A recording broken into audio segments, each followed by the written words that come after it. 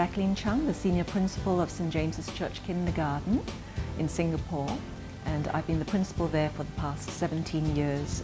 We have 1,200 young children from the ages of 3 to 6, and I believe play is a very important part of children's development, especially in the area of their physical development, social and emotional development, as well as their cognitive development.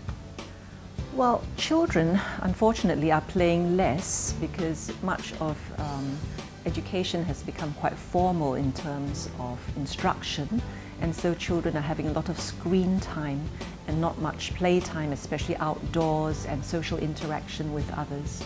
A lot of instruction has been given and children need to go back to creative play and being spontaneous. Children, when they play, they like to assign roles. You be this and you be that and I'll be this. And usually some children will lead and others will follow. And very often their play takes on a narrative element. A dramatic play is involved and they play out scenarios or experiences that they would have observed happening around them.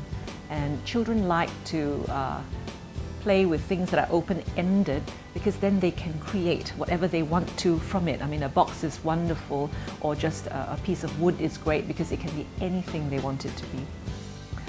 The most important thing about creating these spaces is these should be flexible so that children can change them any way they like to and let their imagination run.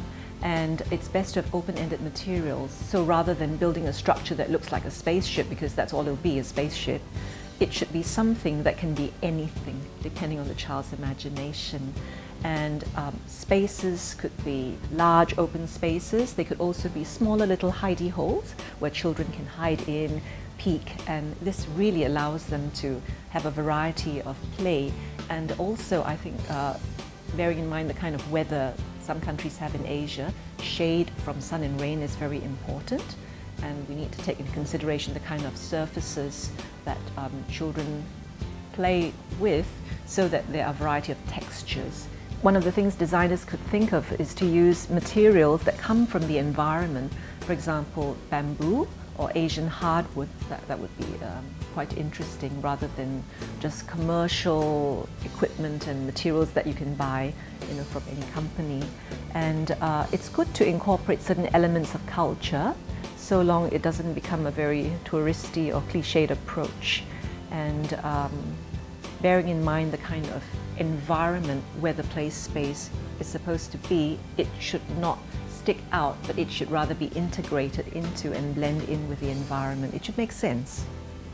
Well, I talked about the textures, and I think another thing to think about materials is you want a variety of materials, things that are reflective, transparent, that you can, or translucent, and lots of natural elements.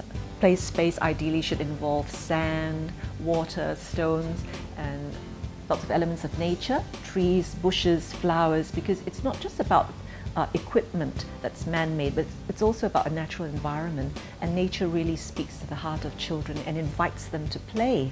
And what we also want in a play space is the kind of emotional connection and to the space, and also social interaction. The play space should ideally encourage lots of interaction among children of different ages, and also encourage adults to play with the children. After all, it's not just children playing among themselves, but together with adults. And I think we ought to be brave enough to incorporate elements of risk up to a certain level, because if everything is safe and sanitized, it takes the joy out of learning, and children ought to be able to negotiate a variety of terrain and learn to develop spatial awareness, rather than just walk into safe spaces and not be aware at all of how to move in space.